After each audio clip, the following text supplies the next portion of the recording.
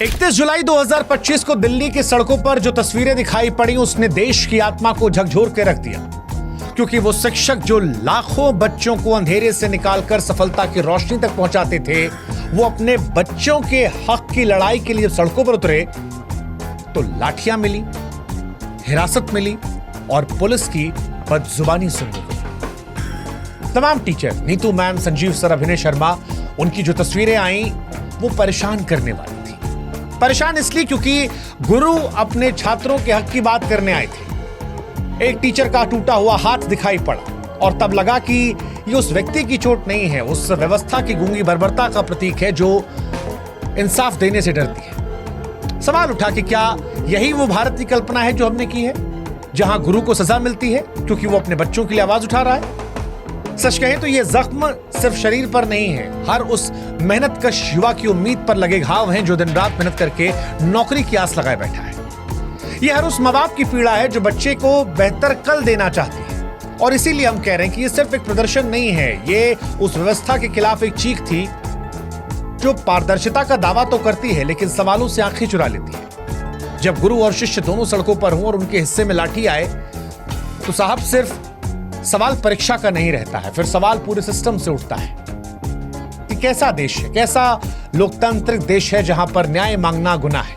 क्योंकि जब शिक्षक और छात्र दोनों इंसाफ की मांग करते लहूलुहान हो तो लड़ाई सिर्फ उनकी नहीं होती है, लड़ाई पूरे समाज की होती है। और आज इसीलिए एसएससी सीजीएल विवाद पर जब उम्मीदें टूटी तो हमें लगा कि आइए इनका साथ दे एक बेहतर भविष्य के लिए। एसएससी सीजीएल का विवाद क्या है वो आपको समझाते हैं। दरअसल एसएससी यानी स्टाफ सिलेक्शन कमीशन की सीजीएल परीक्षा हर साल करोड़ों युवाओं के लिए सरकारी नौकरी की उम्मीद लेकर आती है। करीब 3 करोड़ से ज्यादा अभ्यर्थी इस परीक्षा में हिस्सा लेते हैं। अपने और अपने परिवार के बेहतर भविष्य की कल्पना लिए दिन रात वो मेहनत करते हैं। लेकिन हाल के वर्षों में ये परीक्षा नौकरियों का जरिया कम, विवादों केंद्र ज्यादा बनी है। 2024 के टायर 1 रिजल्ट ने इस पर शक की सुई और तेज की। अचानक ऊंचा कट ऑफ और कुछ खास परीक्षा केंद्रों में लगातार चयन और रोल नंबरों का पैटर्न साफ साफ इशारा कर रहा था कि कुछ तो गड़बड़ है। छात्रों ने सिद्धांतली माना और फिर आवाज उठाना शुरू कर दिया। 2025 में हालात और बिगड़े। एसएससी की सिलेक्शन पोस्ट फेज 13 परीक्षा के दौरान बार बार परीक्षा का रद्द होना, तकनीकी खामियां और कई केंद्रों पर छात्रों के साथ बदसलूकी ने आंदोलन को भड़का दिया।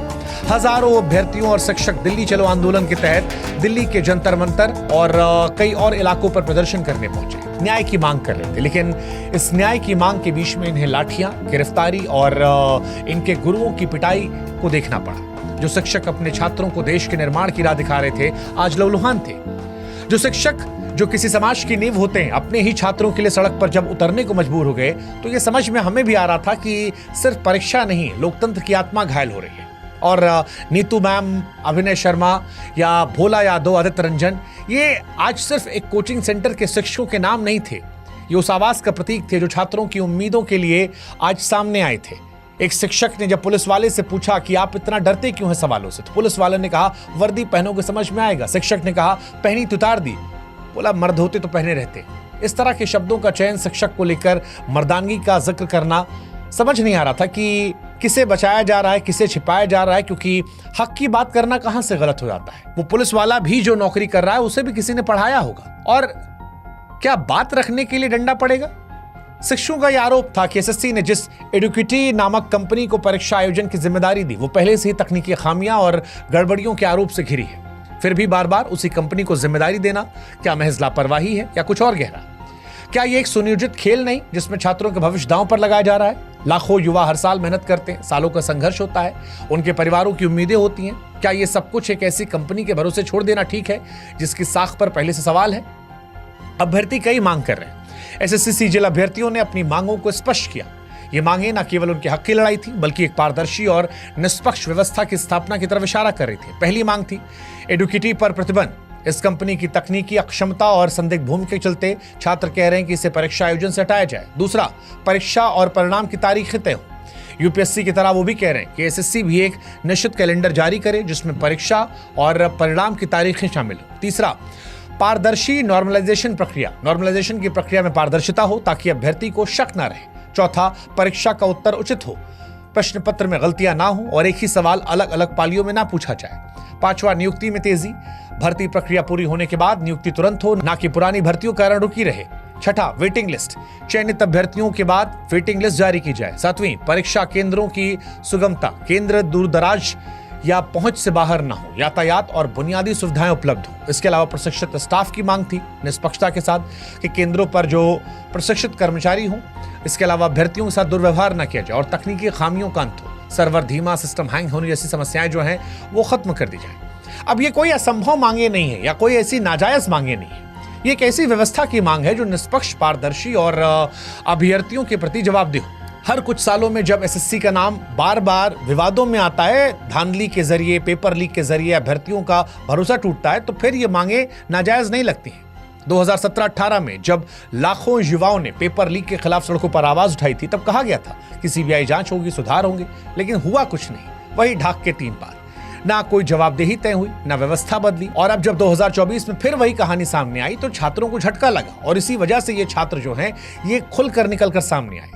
लाखों अभ्यर्थी समझ ही नहीं पाए पिछली बार कि चयन से चूक कैसे गए या किसी और की सेटिंग कैसे उन्हें आगे निकाल गई। 2025 में हालात बेकाबू हैं, छात्र फिर परेशान हैं और इसी वजह से जब तकनीकी खराबियां नहीं कम हो रही, परीक्षा केंद्रों पर बदइंतजामियां नहीं रुक रही, छात्रों का भरोसा टूट रहा है, तब छात्र शिक्षकों के साथ सड़कों पर उतरे थे।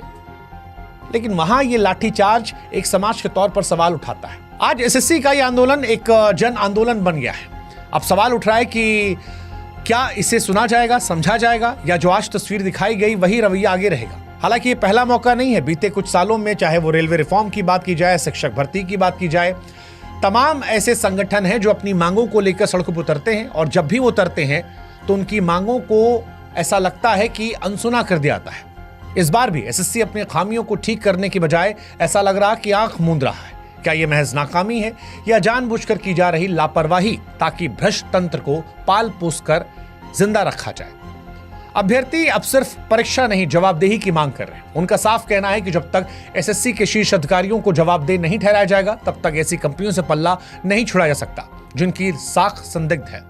तब तक ये सिलसिला चलता रहेगा। यह आंदोलन अब सिर्फ रिजल्ट का विरोध नहीं, सिस्टम में छुपी उस चुप्पी और चालाकी का पर्दाफाश है जो हर कुछ साल में लाखों सपनों को चलती है। और आज इसीलिए सोशल मीडिया अभ्यर्थियों और शिक्षकों के लिए हथियार बना है।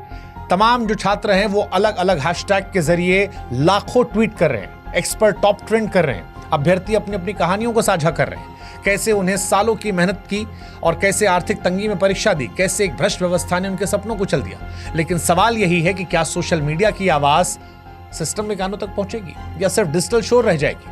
जब अभ्यर्थी सड़कों पर उतरते हैं तो लाठीचार्ज होता है, जब शिक्षक बोलते हैं तो हिरासत में ले आता है। और यही सवाल होता है कि क्या लोकतंत्र में हक मांगना गुनाह है? लाठीचार्ज और हिरासत के बावजूद अभ्यर्थी शिक्षक हार नहीं मान रहे। वो नारे लगा रहे कि जब जब युवा बोला सिंहासन डोला। ये नारा उनकी हिम्मत को दर्शाता है। वो जानते हैं कि लड़ाई सिर्फ उनकी नहीं बल्कि करोड़ों युवाओं की है जो सरकारी नौकरी के सपने देख रहे हैं। शिक्षक नीतू मैम कहती हैं कि सबको इन लोगों ने मार के भगाया, लेकिन ये हिंसा अभ्यर्थियों का हौसला नहीं तोड़ पाई। वो फिर एकत्रित हो रहे हैं, अपनी मांगों को दोहरा रहे हैं और व्यवस्था से जवाब मांग रहे हैं। यह आंदोलन अब सिर्फ एसएससी तक सीमित नहीं, रेलवे, बीपीएससी और अन्य भर्ती परीक्षाओं में व्याप्त भ्रष्टाचार के खिलाफ एक बड़ा जन आंदोलन बन गया है। एसएससी सीजीएल को लेकर उठे विरोध प्रदर्शन सिर्फ एक परीक्षा या परिणाम का मामला नहीं, ये भारत की भर्ती व्यवस्था में फैले उस गहरे रोग का लक्षण है जो लाखों युवाओं के सपनों को चल रहा, शिक्षकों की आवाज को खामोश कर रहा और भ्रष्टाचार को खुलेआम फलने फूलने दे रहा। जिस सिस्टम में पारदर्शी की जगह संदेह हो और सवाल पूछने पर लाठियां मिले, यकीन मानिए वो देश विश्व गुरु तो नहीं बन सकता जहां पर छात्र और शिक्षक एक साथ लाठियां खा रहे। उम्मीद है सरकार, सिस्टम इस पर ध्यान देंगे। सरकार के पास दो रास्ते हैं, या तो छात्रों की आवाज सुने, शिक्षकों की बात माने, उनकी मांगों गंभीरता से लेकर उन संदिग्ध कंपनियों पर कार्रवाई करे, कार्यप्रणाली को बेहतर करे, पारदर्शिता और जवाबदेही सामने लाए, या फिर चुप रहकर इस पूरे भरोसे को रसातल में जाने दे जिसकी बुनियाद पर यह देश खड़ा है। आज युवा और शिक्षक सड़कों पर हैं क्योंकि सिस्टम ने उन्हें हर ओर से निराश किया है। उनके पास न्याय मांगने के सिवा कोई रास्ता नहीं बचा। लेकिन यह साफ है, लाठियां उनकी आवाज को दबा नहीं सकती, डर उन्हें चुप नहीं करा सकता। यह आंदोलन, ऐसा लगता है, तब तक नहीं रुकेगा जब तक बदलाव नहीं आता। सरकार से हमारी भी गुजारिश है, इतिहास भी यही कहता है कि भारत के युवाओं ने जब भी अन्याय के खिलाफ आवाज उठाई तब सिंहासन हिल गया, पूरी व्यवस्था हिल गई। बेहतर है कि भारत के करोड़ों छात्रों की अलग अलग विषयों को लेकर चिंता जो है उसे अनसुना ना किया जाए, उसे सुना जाए, नहीं तो कहीं ऐसा ना हो कि इतिहास फिर से खुद को दोहरा जाए। इसी उम्मीद के साथ हम उम्मीद करते हैं कि वो कानों तक जो आवाज नहीं पहुंच रही वो पहुंचेगी, और इन छात्रों को, इन शिक्षकों को हमारा भी समर्थन है। जय हिंद, जय भारत, नमस्कार।